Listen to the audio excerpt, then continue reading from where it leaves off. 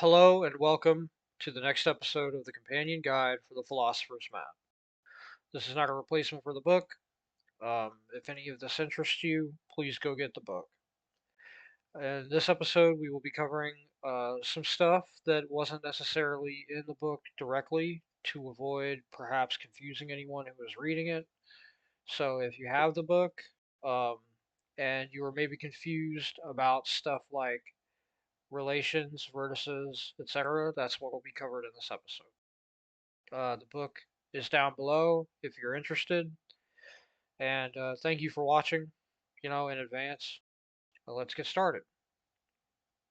Now, I left this guy here because I like him a lot, but also because this is generally the face that I make before I go to make one of these videos. And I realized that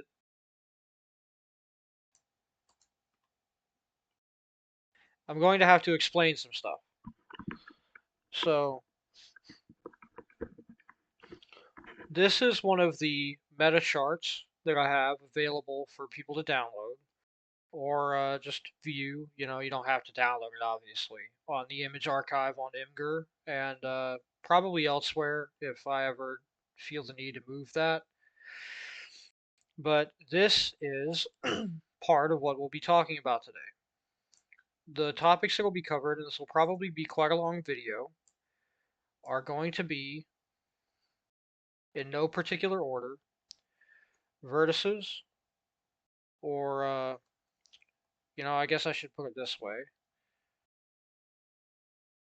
vertices, relations, meta symbols, flow, and cognitive residue. I again only have some brief notes here, not entirely. Sorry, I don't want you to have to listen to me flipping paper, but also isomorphism as part of that. So the thing is that this is a very tricky thing for me to figure out how to talk about because essentially, again, what we're talking about are things that are. Oh, and I even forgot one too. Um, because this sort of all plays into a meta concept of sorts, one of a couple in the book, though this one I don't name explicitly,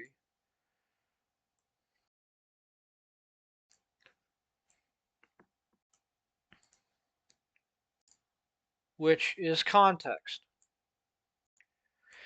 So, in a word, I'm sorry, I'm probably going to cough a lot. I don't know, I've been kind of coming down with something. Um, so, yeah, sorry if there's a bit of that.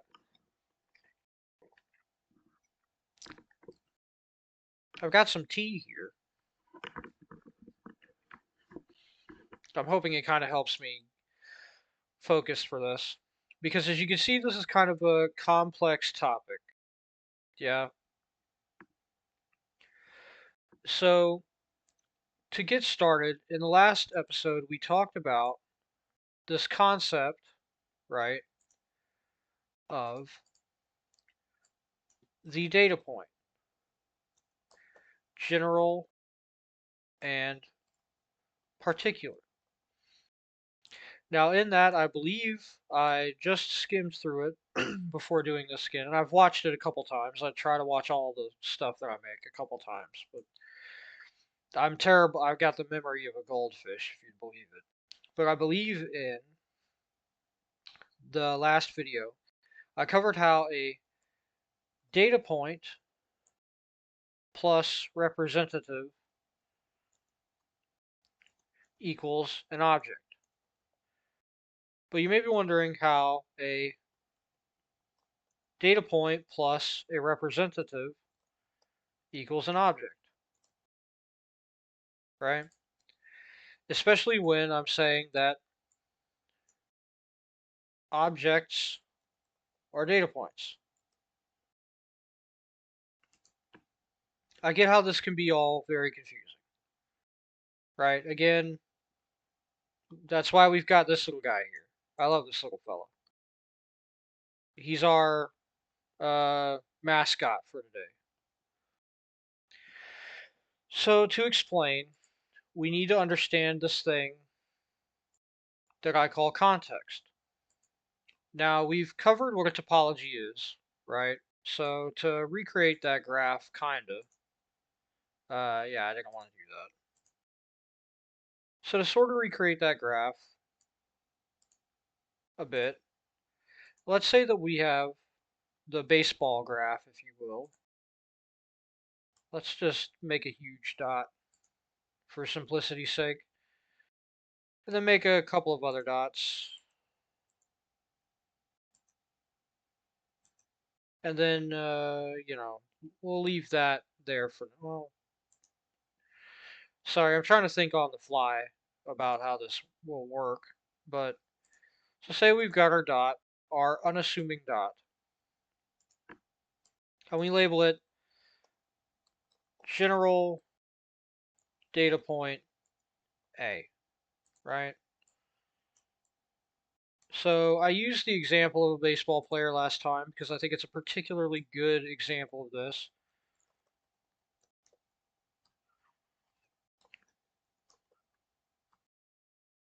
Terrible at spelling today. Sorry about that. So yeah, as before, we've got baseball player A's career, general data point A, and then as shown in the last one, you know, what you're actually doing whenever you compare such data points, right, is that you're comparing what is within them, their interior topologies. Now, I think in the last video I made it a little clear that whenever you're talking about these data points, right, you generally and genuinely are often talking about them singularly. Wrong letter. But come on. Paint 3D has a mind of its own sometimes. Now, like I said, generally and genuinely, you're typically, dealing with, uh, how to put it? Like, say that we took this, right, by itself, and we're going to shrinkify this a little bit. No harm done.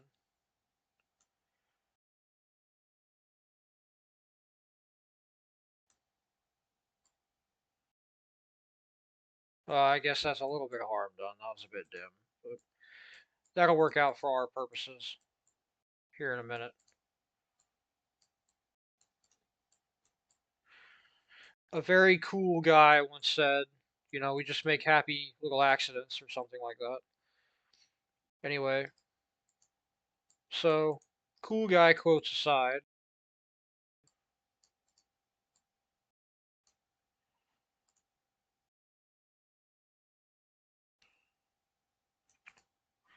let's uh let's just do something a little goofy here, right? Save ourselves a little bit of trouble. Also get some strange Paint 3D tricks and tips from this series. See, look at that. Ain't that great? Anyway, so we get over here, extend this bar over a bit. And now once we connect these two, there's a relation here. Now, as I stated in the other video, this relation, let's just call it relation A, right? This right here is also a data point, right? Because it is a point of data how something is related, right? So a comparison, a contrast, like you know what I mean, like a comparison, contrasting, any kind of operation, any kind of connective tissue is itself a data point. I think you can understand why, right? Like, I put it in the realm of facts in the previous video. That's not really, I don't like saying that because it's not really one to one. It's not about whether or not it's a fact, it's just whether or not it exists, if that makes sense. So, whenever this is by itself, as down here, absent any actual comparison, right? What you're doing is you're viewing something in no actual topology. So essentially, the topology here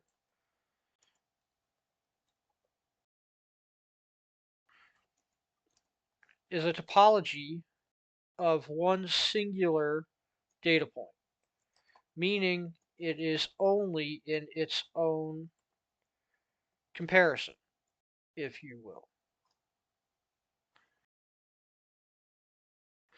There's nothing to compare it to. There's no operation being done. It is the top level domain of what's going on, right? So like, you can further zoom in on this as I pointed out in the prior video, and honestly, I really need to shrink this. Like, I really, really need to shrink this. Hold on.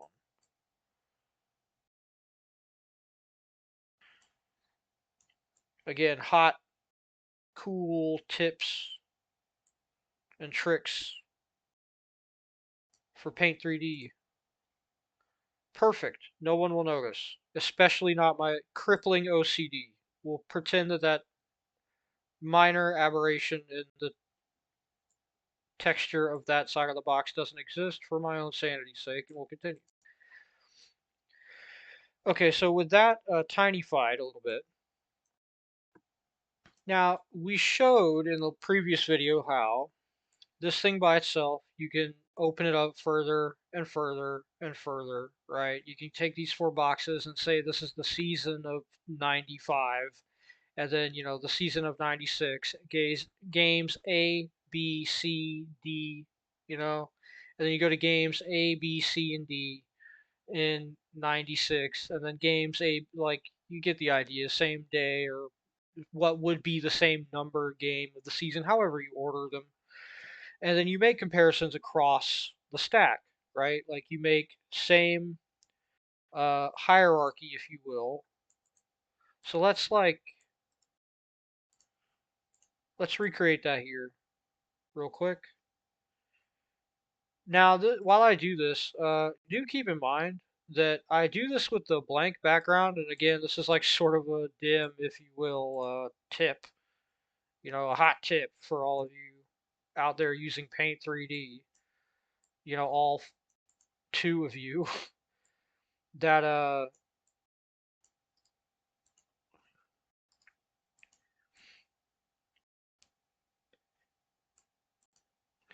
you know um crap, I kind of forgot what I was saying there. Sorry. I got a little bit too into the. This is what I mean whenever I say I'm crap at remembering things.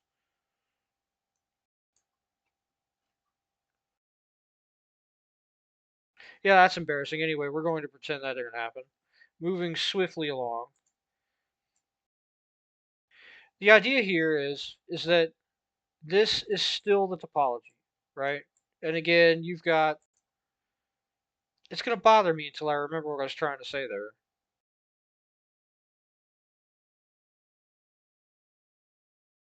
Oh, yeah, the reason why I'm doing the blank background is because whenever you copy and paste stuff, um, it will copy and paste the white background if you don't have the blank background on, and that is hideously annoying. Honestly, I recommend you just have the blank background on if you're doing anything like this in any program like this where that happens. Just do yourself the favor and just start by doing that. Anyway, I'm very happy that I remembered what I was going to say there.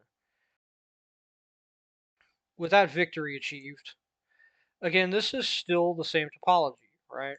So let's go with what we were talking, and I promise I'm not just rehashing the last video. Um, let's go with like 95, 96. Yeah, it doesn't need. An apostrophe. Yeah, 87. Yeah, that's a correct progression. Good grief. You can tell I'm a little out of it, but I'm trying, folks. So 95, 96, 97, 98. And we'll just presume, without me having to label them, even though my uh, brain disease is screaming at me to label them particularly, each to themselves. We'll just assume that all of these are like, game 5, 6, 7, 8 of the season in each season, right? For our baseball player. Again, this is all still with this as the top level singular domain, right? Nothing is being compared within this to anything of anything. So this, right, all of these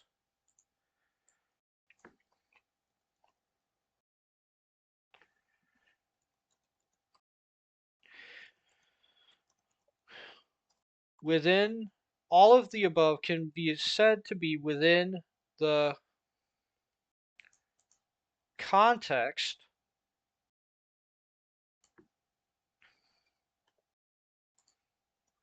of baseball player A's career. So, as you can get now, I think, the important thing here is that what contextualizes it is that it is not part of anything else, right? So the moment that you attach this, like so, to another data point, right, outside of itself, that is whenever you begin to build a context. Like baseball player B as somehow, in some way, related through to of whatever, baseball player A's career, this is immediately making a context, right? So, like,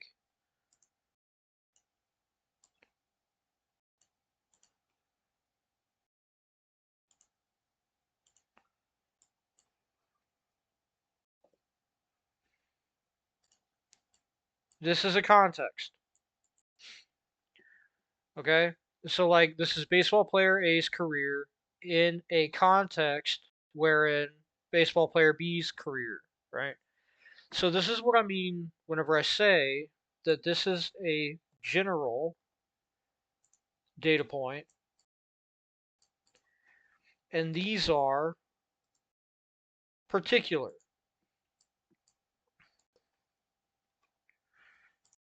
right? Because they are in a particular context.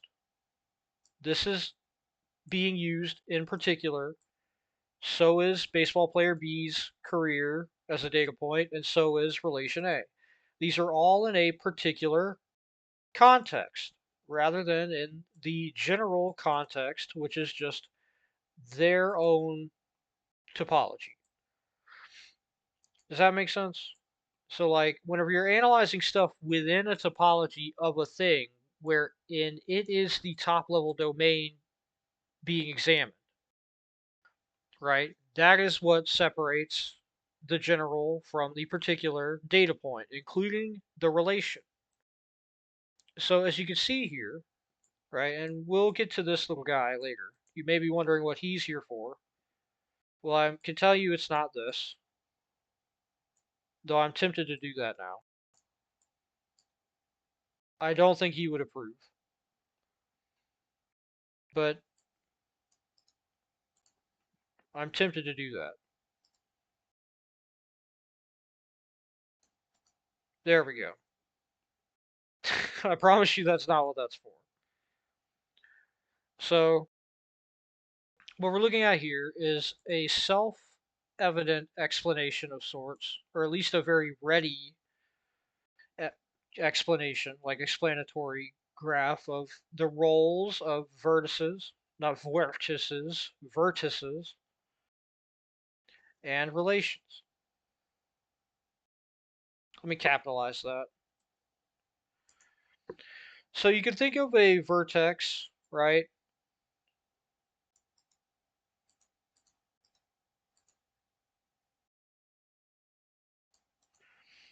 as sort of, I mean, it can help to contextualize them almost as an anchor, right? As a thing. Sort of a, well, yeah, as a thing, duh, but like as a thing that is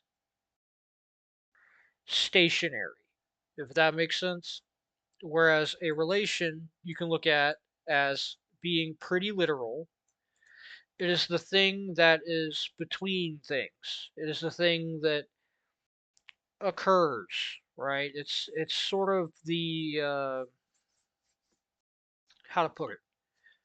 I mean, there's a lot of metaphors. None of them quite work. It's kind of like the fact metaphor used in the previous video, but it's like a bridge. How a bridge itself is made of stuff. I know that sounds very obvious. Trust me. You end up having to say very obvious, self-evident stuff when you're doing stuff like this. But yeah, it's like a bridge. It's uh like the string between two cans that you use as like a uh like what you do as a kid. Well, at least what people used to do when they were kids. Like the little game of telephone or whatever. It's that kind of thing. It's glue almost,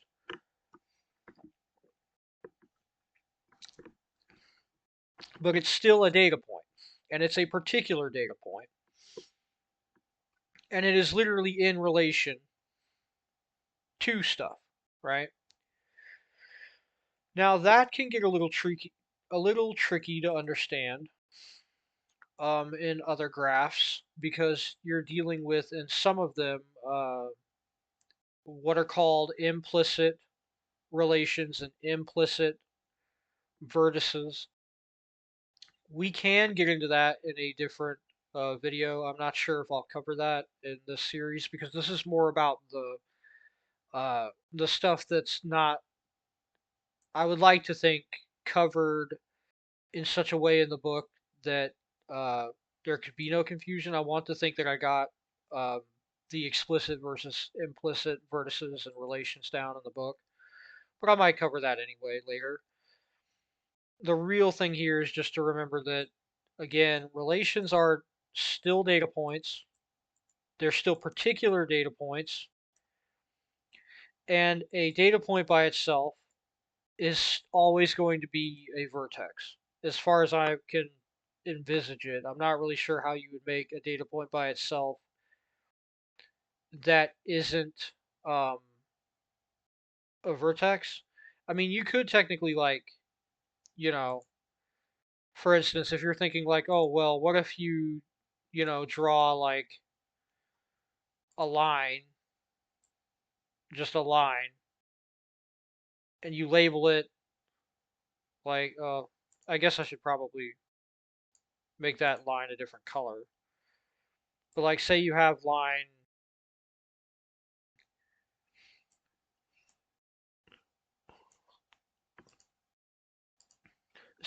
relation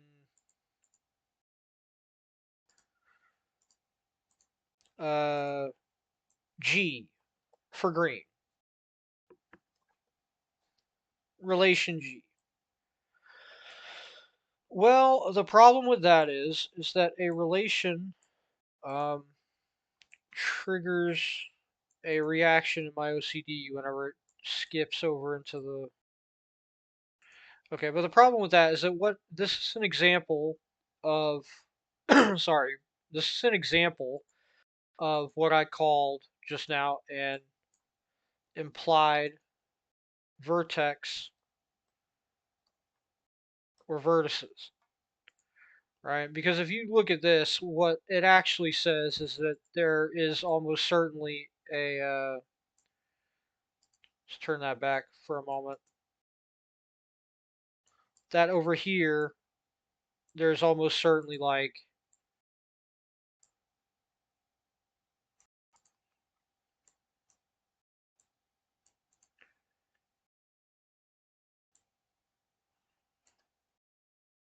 Let me just do this real quick.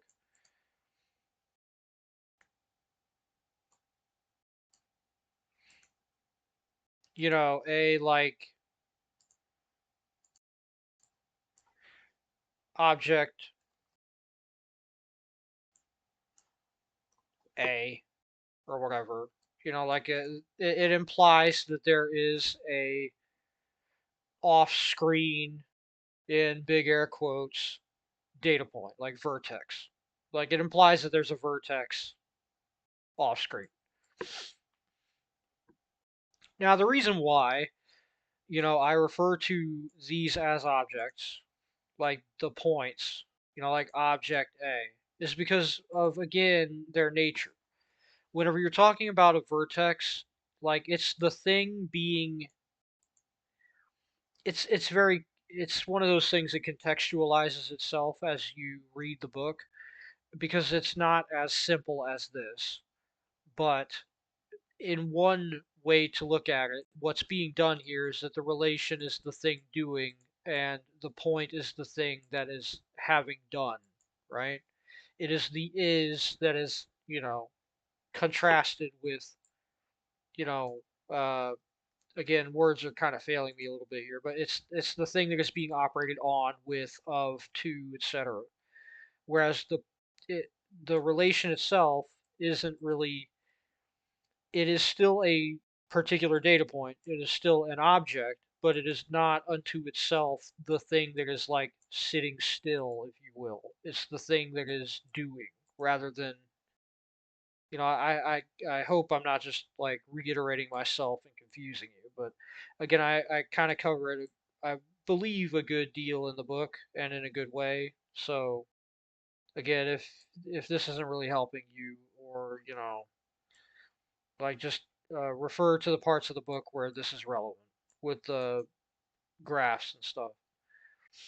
But yeah, that's kind of the problem with trying to represent a relation by itself, like a bespoke relation, is that it will always imply that there is a vertex, at least one, just by the way they work. And like I said, if you are confused and you don't have the book, and you're interested, get the book. If you have the book, please refer to the parts of the book, uh, specifically in the utility section, where I start fleshing out all this stuff, and like showing demonstrations and stuff. But with that out of the way, that's a basic explanation of stuff that may not be explicitly covered particularly well in the book, in the sense that it's kind of hard to demonstrate this without a live, drawing of it and stuff. I like to think that many people will get this, but again, the context I haven't brought up in the book. Rather, I hadn't brought up in the book, because it can be a little confusing. Like, a context is just, again, a topology of stuff. So this is a context. This topology, this very simple, very primitive topology, is a context. So the moment that you put a data point into a situation where it is now having other things on its same hierarchy, right, on its same level. So say that, uh, you know, this is level 2.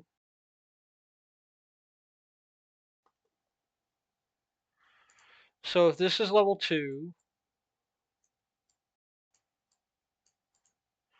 and this is level 3,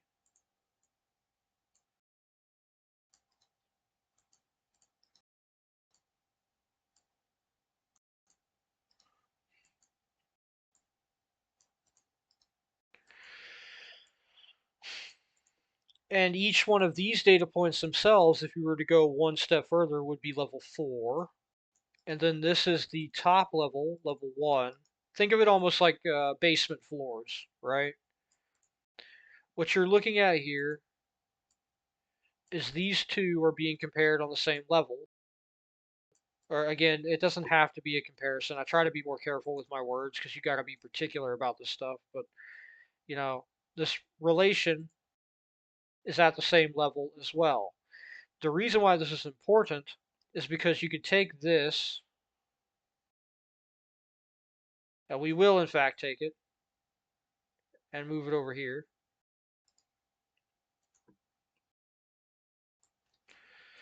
And you're about to see what that purple lilac, whatever, dot was for. Now let's pull off the same trick that we did prior, yeah? Let's just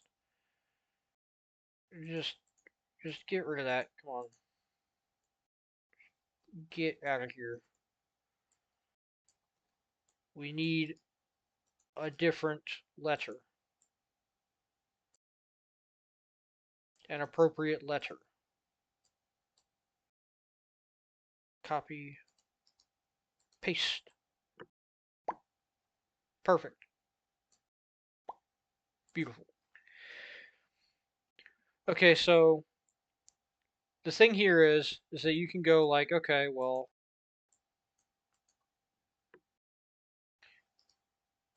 let's take this. Yeah, 96.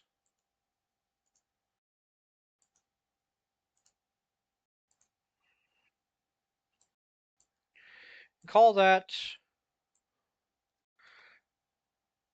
L for lilac, I guess, lavender. L A, right? And we'll take this and call 95 LB, right? So we can dive into each of these topologies, keep holding them up here, and then compare between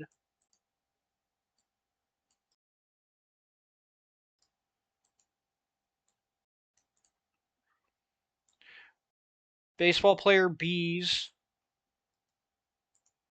game of 95 and baseball player A's game of 96, right? So let's say this was B in 95 for player B, and then it's, I don't want to do that. And then it's, game B in 96 for player A, and we can compare those two to each other within this comparison, right?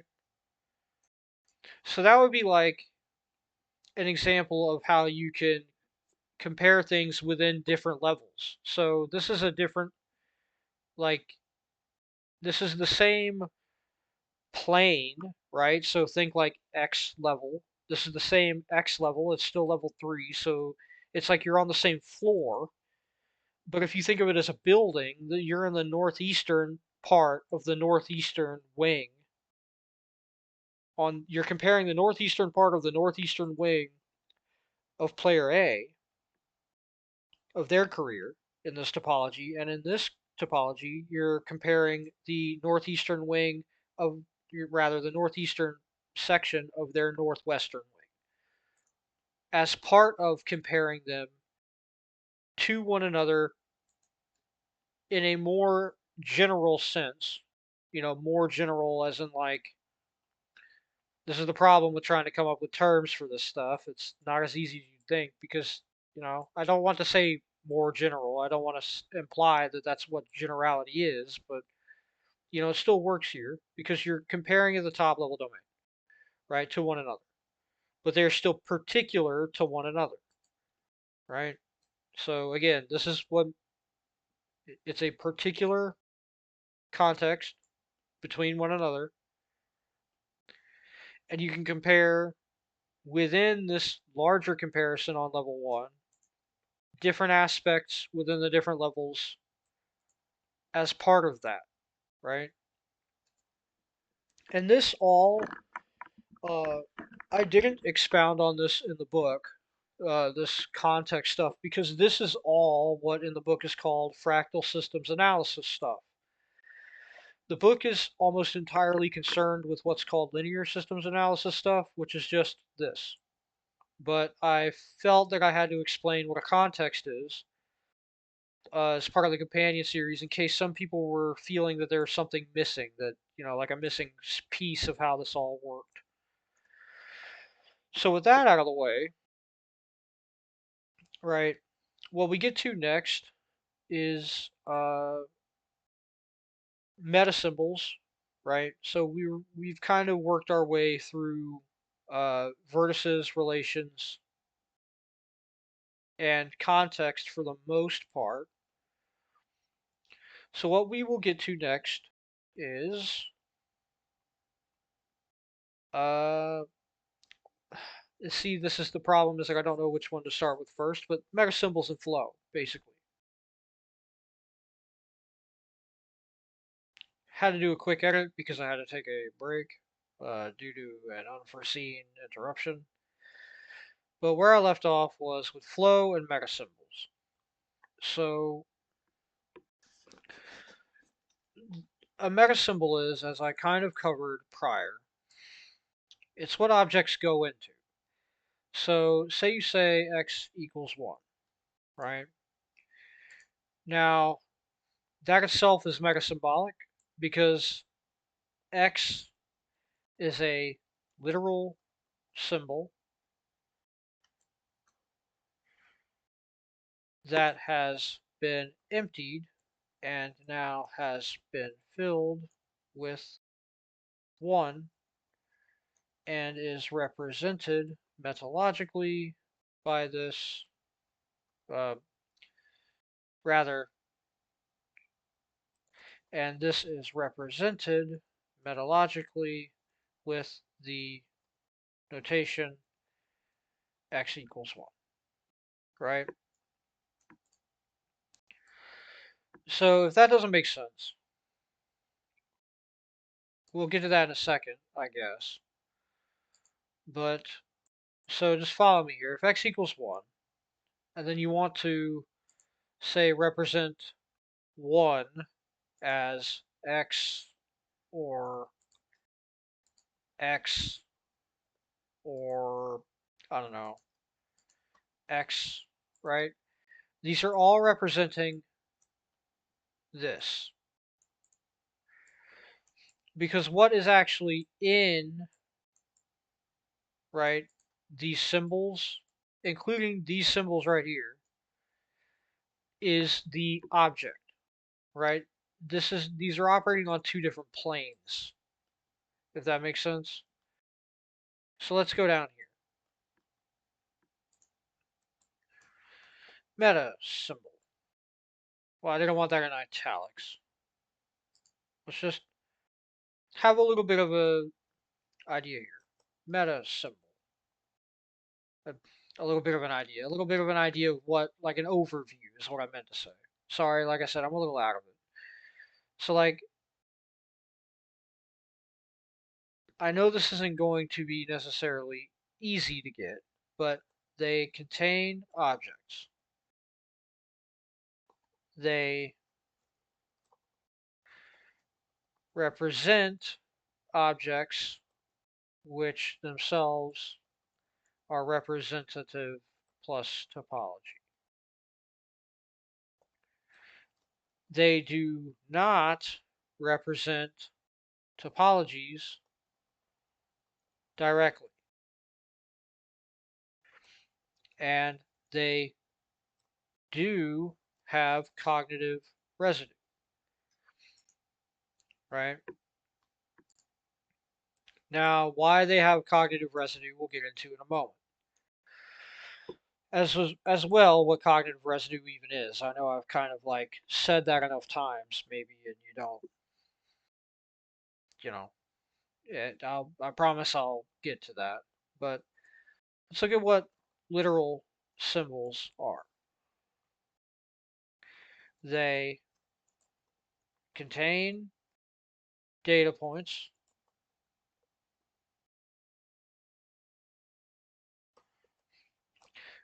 They are scooped of their native associations the association has a particular meaning in conceptual geometry, but it's of their native, let's just say, associations, yeah, with any given data point topology. They would represent if they have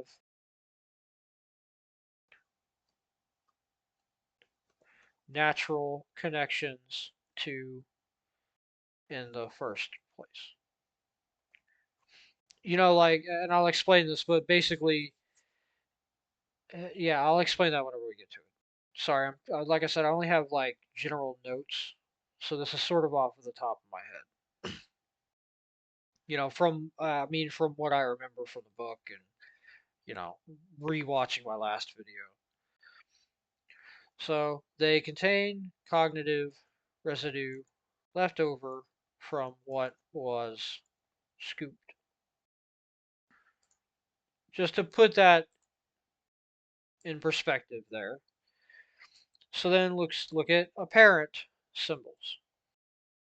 They contain general data points. They retain and are used as natural, rather, they retain their apparent natural connections to their attached topologies and are being used as such. So in Spanish, agua for water, or in English, water for water, as shown in the last video, right?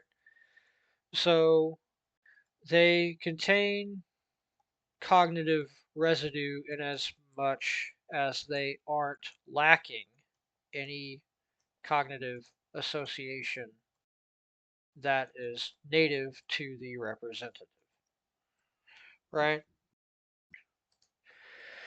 So the difference here, as you could tell, is that these, what the heck? Oh, yeah, okay. These, uh, none. I must have accidentally clicked that in the,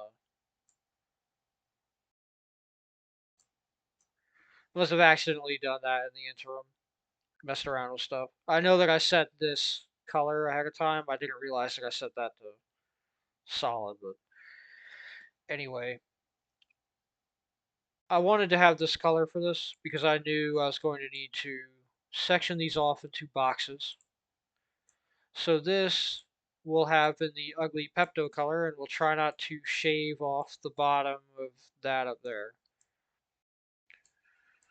So in our Pepto box, we can see that what's happening here is these are operating on the level of representative plus topology forming objects, right? That's pretty simple. I hope you can kind of grasp that. Um, I hope I'm not overdoing it, basically. I hope you're not like getting tired of me beating a dead horse here across two videos. But now the thing with the mega symbol is that like you see up here, right? What's going on here is that while I guess you could argue in some more abstract way that they do have their own associated meanings, what's actually going on here is that these represent, again, objects, right? These actual visualizations. Now, I'm not going to get into here, or probably in any of my books on conceptual geometry, as to whether or not visual representations are the only thing that counts as a meta symbol, i.e., like vocalizations. I think that's a little too deep in the philosophy paint for me. Um, I leave it at visualizations. But the point here is that if you're talking about, say, like, again, as I showed off in the previous video, you can write, like, and this is a big thing in advertising, yeah? Like, you can write just plain water. Let's come up with a fake water company, right? Like, uh, Springer Water, right? Like, say you're the owner of Springer Water. You could just have it written just like that on your water bottle, but you could also get all fancy with it, like uh, Springer Water, right? It means the same exact thing. The only thing that has changed is what is carrying the meaning, and that's where the cognitive residue comes in. Because people may associate this kind of writing with, they may associate it with fancy, but it means the exact same thing, right? That's sort of what we're talking about when we get into cognitive residue, um, meta symbols. So these all here, like literally everything on the screen, including this adorable guy, are all metasymbolic, right? This is all metasymbolic because, again, as with this right here, this X is metasymbolic. This 1 is metasymbolic.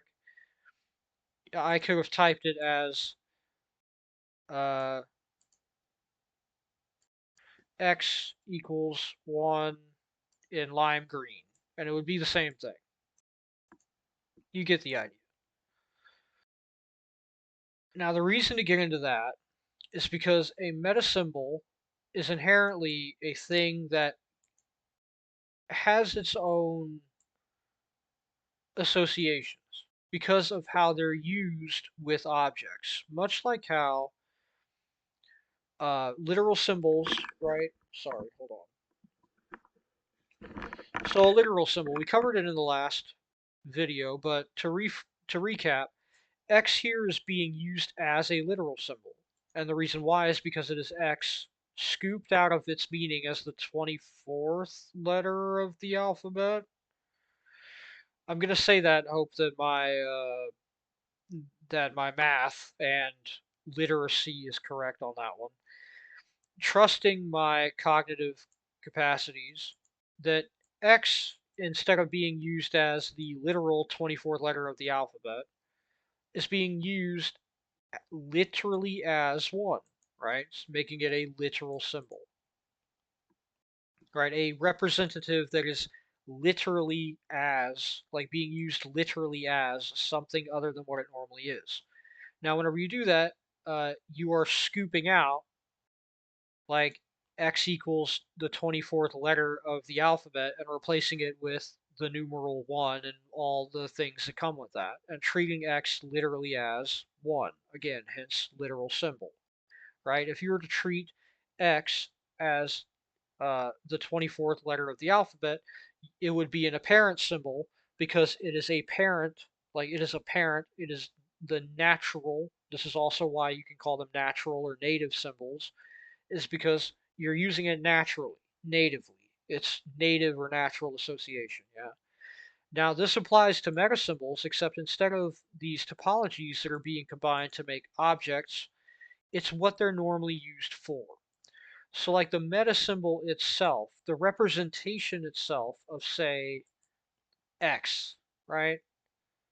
In plain language, you read that and it's just like, oh, that's just the letter X. But if you read it as X in italics, especially if you saw the two next to each other, you'd be like, wait, why is this one in italics? Right? It doesn't necessarily mean that it means anything different. It's just an X. But you see that and your brain is going to go, wait, what's different? Right? Just like if you see the letter X and you see it used, you may be wondering, okay, well, how is that being used? Right? Now, this gets into, and this is all something to try to like preface cognitive residue. And I actually wanted that italics this time because this is all leading up to this. Now, as I say in the book, cognitive residue is the reason nobody naturally writes. That's supposed to, okay. Does it always do that? Yeah. I'm used to having to use shift enter to, like, make a break without, okay. It's the reason nobody naturally writes, uh, B plus A equals C, or, Y plus Z, no, Z plus X equals Y, or S plus Q equals R, or um, etc. Like N plus L equals M. Like if you see these, right, you're going to be like,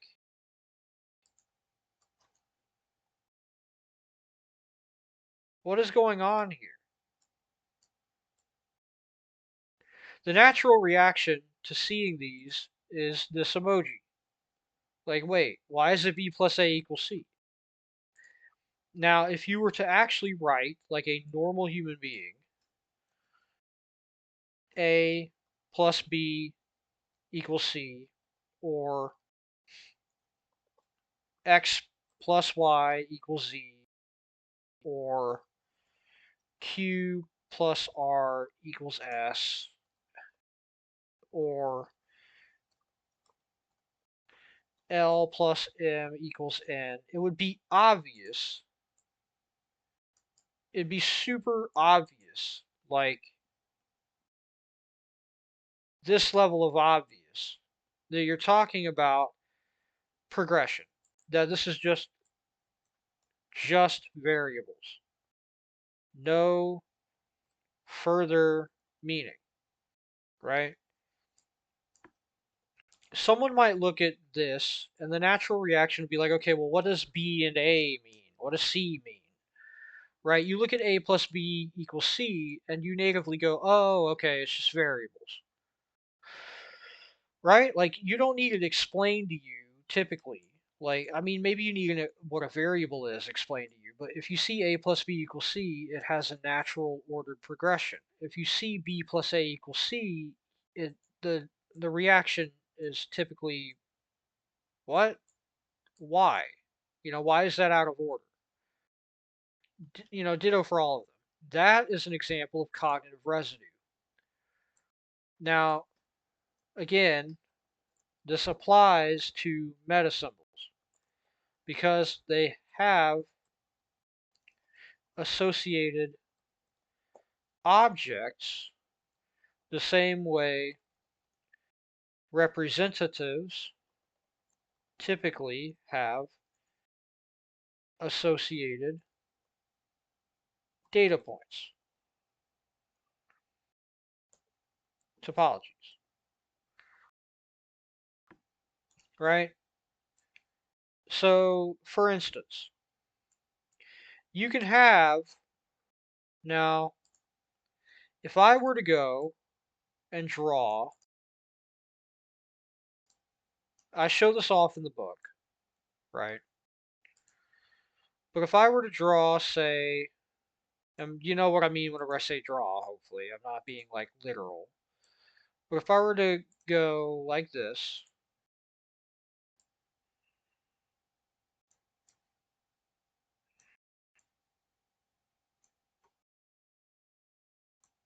I'm not going to make this perfectly. I'm just going to try my best not to have my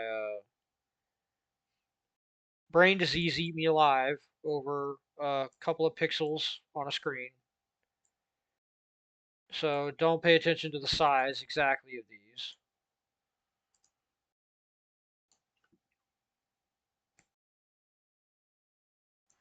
But if I were to draw this,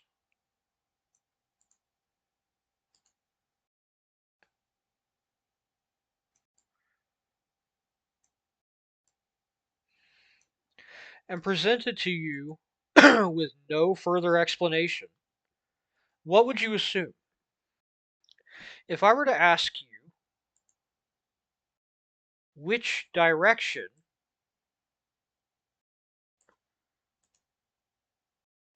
is being given here, what would you tell me? Right? Actually, I gotta, here, I got an idea.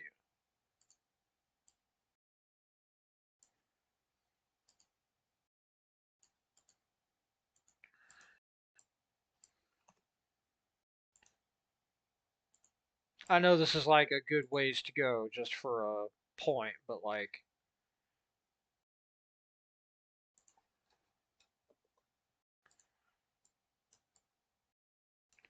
which direction would you tell me this is going towards?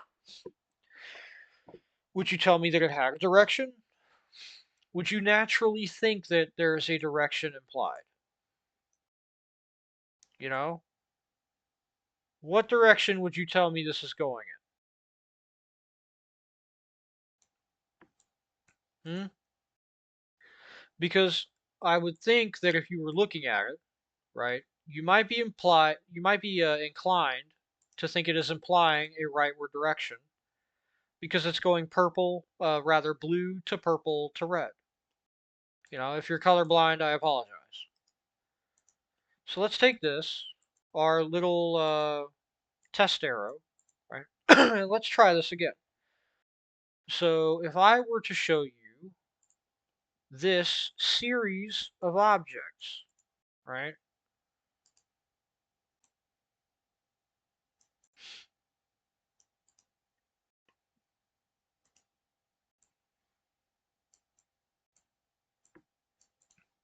Let's put them in a box to make it obvious that it's a series, right? Which direction would you think is being implied here, if any? Now, I promise you that if you get the idea, I'm not insulting your intellect, right? I get that everyone understands the concept. What I'm trying to hit home is that this is what cognitive residue is, right? That's what this term is talking about, is that stuff. The stuff that makes you go, ah, right, triangle, square, pentagon. Yeah, of course. It's, and it's like, well, there actually is no reason to assume that that's what's implied here. I just, but I can understand being a human who has a lot of time on his hands to think about this stuff, that there are a lot of people who would view this and they'd go, ah, yeah, the triangle, then the square, then the pentagon, right? Now, if for some reason you don't get that, that's fine. That also is I'm trying to get across 2 points here, is that cognitive residue implies flow, which flow is exactly what it sounds like. It's directionality, right? Now, the other thing is what makes cognitive residue very important is that not everyone is going to pick up on stuff that may seem to be obvious. Like, for all I know, someone could look at this and go, ah, pentagon, square, triangle. That obviously means it's going right to left, right? What a person sees and infers from a set of meta symbols can be literally 180 degrees what you see, just based on some opaque, probably never will be understood aspect of their, upbringing and culture and maybe even age. You don't know what could make someone look at this and go, ah, it's going from right to left? Both are equally valid. And even if someone wanted to say, ah, well, it doesn't mean anything, right? That's also valid. Because technically speaking, it doesn't. There's no reason to look at this and go, ah, it has a meaning. It has, directionality. Which also is proving the point of, right? So we've covered like meta symbols and flow, and I hope you get cognitive residue by now. But like this proves the point also, right, of isomorphism. So these two things, right, there's no reason not to look at it as, oh, obviously, you start at the red square because it doesn't have a protrusion. And then you go here and then it stops, right, at the blue. And then you get what I'm saying? Like somebody could look at this and just completely read it the other way. Or again, just be like, huh? Yeah, like I don't get it. There's nothing here. But these two are isomorphic enough that you could infer, like, oh, blue to purple to red, it has these colors have an association with temperature. Like on the bottom, you can see, underneath it, triangle with 3, 4, 5, a standard progression sequence. That's isomorphism. What stays this, and isomorphism is a term that has particular meanings in various different aspects of science and mathematics and even philosophy, I think, from what I've researched. But as I use it in its most general sense, and the stuff that stays the same, right, between different forms. So if you were to go, like these are progression, right, or could be viewed as progression.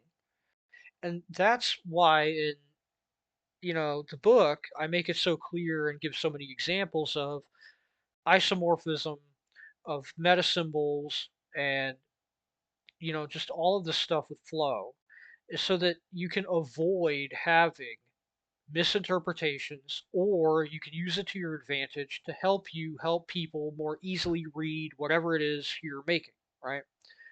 Because this can make a it's kind of like how a bunch of little stuff adds up to a big thing, right? It's the concept there that a lot of a consistent theme and consistent awareness of this can make the difference between something that is intuitive and easy to understand at a moment of, like where people can just see what you've made and go, ah, yes, okay, I think I get what you're doing here, before you even open your Yap to try to explain it. It can be the difference between that and someone looking at your graph and like nodding their head with a blank smile, wondering what the heck is wrong with you, right? So that's how cognitive residue works, and I get into cognitive residue and all of the stuff again in the book in more detail. If any of this interests you, yada yada, buy the book and all that. But if you have the book, hopefully this kind of extends a little bit and builds on a little bit what I was getting at. Now, the thing here is, as I show off in the book, these are all isomorphic, right? I didn't mean to leave that in the book. I like to think I didn't.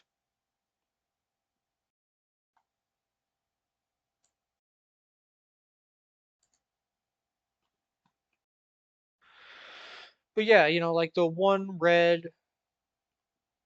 red green, one red, red green,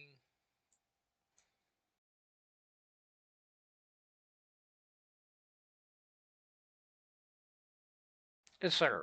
I hope my general fatigue didn't make this too um, opaque, too difficult to understand what I was getting at. But hopefully, this was an outline of these concepts that helped you a bit, and you understand what a context is a bit better and how that works with the general versus particular data points. Again, to sort of put a cap on that, right? A context really is just, you know, this. Just whenever you get at that same level, a relation, something, whenever you contextualize something by putting it in some sort of topology, right? At the same level that then changes in some way how you view it, sort of. That's kind of the idea. This is stuff that, like I said, will be in the context idea, and this right here, all this is actually stuff that I'll be going over in glyphic competency, and I haven't really got it entirely hammered down yet exactly how to explain the more advanced stuff past this. This is sort of like the entry level of that, if you will. But hopefully you get the idea that the reason why what relations sort of are, in a general sense, what vertices are, why they're both objects, how metasymbols work, flow, cognitive residue, all of that. Hopefully, this has been like a good addition to what's in the book. And hopefully, if you don't have the book, this has intrigued you enough that you'll want to get it. Um, Thank you for watching. I believe that's it for this episode. Sorry if it was a bit of a long one. Uh, yep. Yeah. Oh, before I go, if you liked the video, obviously like it, subscribe, all that stuff. Thank you.